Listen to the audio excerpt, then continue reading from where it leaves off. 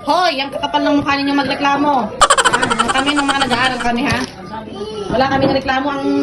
Ang bag namin noon, bayong, ha? Yung fishnet na bag ngayon, nakikita nyo. Pasalamat kayo at hindi din ang mga bag ninyo ngayon. Kaarte ninyo, mga ano kayo. Hindi naman kayo katalinuhan.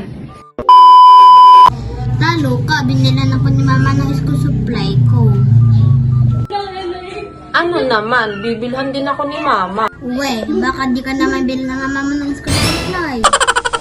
Bibilhan ako, hintayin mo lang. Aalis naman kami ngayon, bibili kami ng gamit ko. Shampoo, sabon. Mabibili tayo ng gamit ko ngayon. Ano ang bibili ng gamit? So, ito, nire-repair ko na nga itong mga luma ninyong mga notebook, eh. Pag bibilhan-bilhan pa kayo, eh, mga bobo naman kayo. Sayang lang mga bibiling gamit sa inyo. Di man lang ako matuwa sa inyo. Hindi nyo man lang para sa akin umakyat ng stage. Bibili-bili pa ito. Ano ba yan si Pwede pa itong repair. mama? Bili-bili pa. Madaming uniform dyan. Mga pinagliitan ng mga ano nyo. La, pinsan ano nyo, ba yun yan? na. Yun na naman. Mga punyeta kayo. Ma, Ay, naku, ako tigilan. ma, dali na kasi ma. Ano kayo? Ano ba yun si mama? Ma, mga luma na yan. Pangatlong taon na ngayon yun eh. Ilang taon na namin ginagamit yung mga uniform na yun. Pagpahingahin mo naman yun. Ilang taon na namin ginagamit yun. Lagi na lang yun.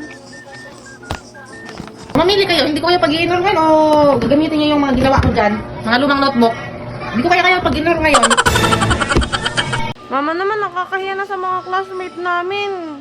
Ilang taon na namin ginagamit yung mga uniform doon. Mga notebook namin, mga luma din. Hoy, ang kakapal ng mukha ninyo magreklamo.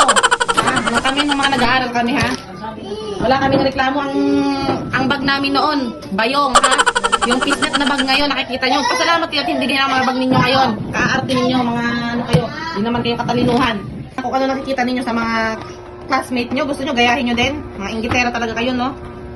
Alam nyo, kaya yaman nyo na maggaya-gaya kayo. Tapos mga pinaglumaang notebook, mga pwede pa naman gamitin, ang aarte nyo, ayaw nyo nang gamitin. Kala nyo, ang yayaman nyo, kala nyo ang pipera nyo, mga animal kayo. Salamat nga kayo at binibigyan pa kayo ng mga baon ngayon kami noon. 5 piso lang ang baon namin at hindi kami nagbabaon noon, ng baon namin asin.